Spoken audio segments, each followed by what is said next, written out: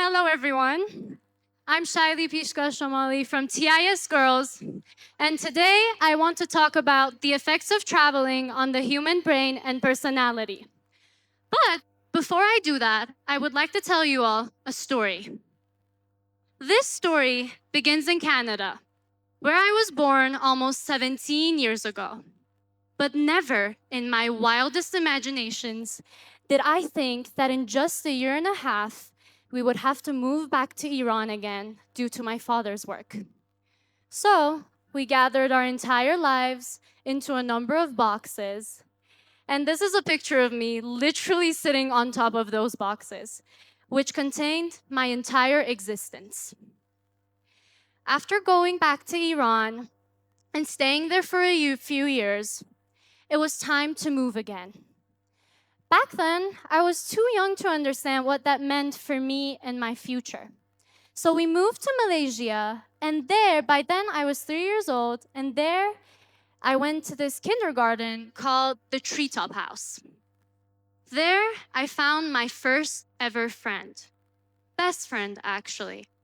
Her name is Lucia, and this is a picture of me and her. But this is all I really have of her. Some limited memories and maybe a few pictures. Because we had to move back again, and I never saw her. By then, I started experiencing some new emotions. I was starting to understand something deeper. But I was still too young to fully grasp the depth of the situation.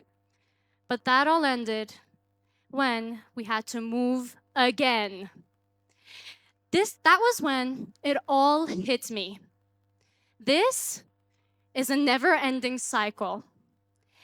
It's an endless loop of traveling, starting to put down roots, building relationships, and traveling again.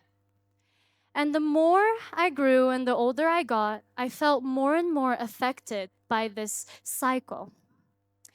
If anyone even mentioned us moving again, I would immediately get angry, sad, and anxious because I had to leave my family and friends behind for the 100th time.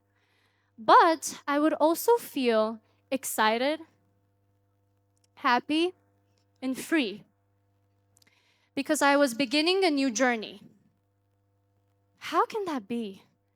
How can someone feel happy and sad at the same time? How can you experience good and bad at the same time? It became such a crucial question to me that I had to find an answer. It was all I could think about. So I searched and searched and searched, and finally I found one. It was both logical and convincing. All of these intense ups and downs that I was experiencing were due to two main sections of my brain. The first section responsible is the limbic system. It is responsible for emotion processing and memory formation. It consists of three main parts. The amygdala, which is responsible for processing emotions like fear, excitement, and anxiety, and responding to new and surprising situations. Then there's the hippocampus, which forms emotionally linked memories and influences how we learn from past travel experiences and how we perceive future ones. The last one is the hypothalamus, which is responsible for regulating stress and pleasure through hormones like cortisol and dopamine. The second section is the prefrontal cortex. The prefrontal cortex is responsible for balancing emotions, building our sense of identity, and shaping our personalities.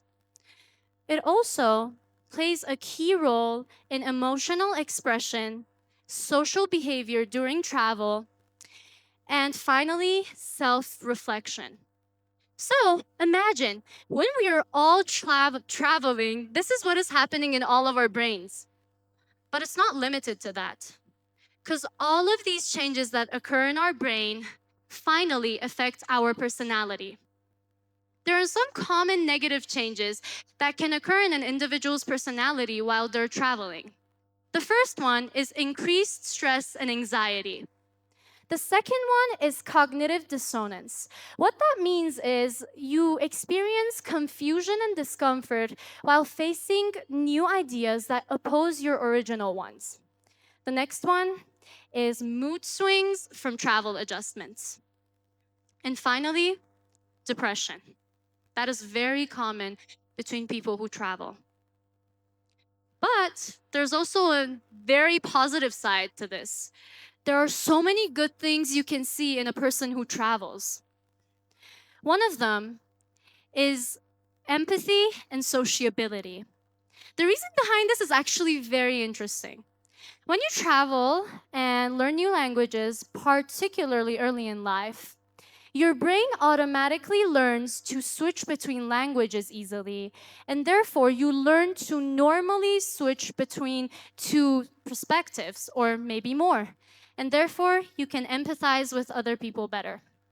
Then we have, it deepens your understanding by making the unfamiliar familiar. It increases self-awareness. When we travel abroad or live abroad, we have to reflect on our own values, and therefore, we become more self-aware. It makes you more creative. I mean, that's obvious. You definitely become more creative because you face different situations and learn to use those in the future. It increases trust. Travel is a powerful trust builder because it forces us into unfamiliar and challenging situations where we are forced to trust other people. It encourages bravery by pushing comfort zones. And finally, the most important one, it makes you more grounded. What that means is it makes you discover the humanity in others and therefore discover the best version of yourself in the process. After I analyzed all of this information, I had a moment of insight. I had finally cracked the code. I hacked the system. I broke this infinitely, devastatingly infinite loop, actually. And I want to congratulate you all, because you have all now hacked the system as well. By becoming aware of how our travels, business or vacation or any other type affect our emotions, brain, and in turn our personalities, we can not only protect our true identities from the disadvantages that were mentioned, but we can also enjoy all of the advantages to the fullest. And we can become the version of ourselves that we prefer. So let us all use this information for the better and become the best versions of ourselves. Enjoy every moment we have with our loved ones and prevent the game of life from ruining our precious moments with them. These are my references. If you would like more information on this topic, feel free to check them out. And thank you for your time and patience.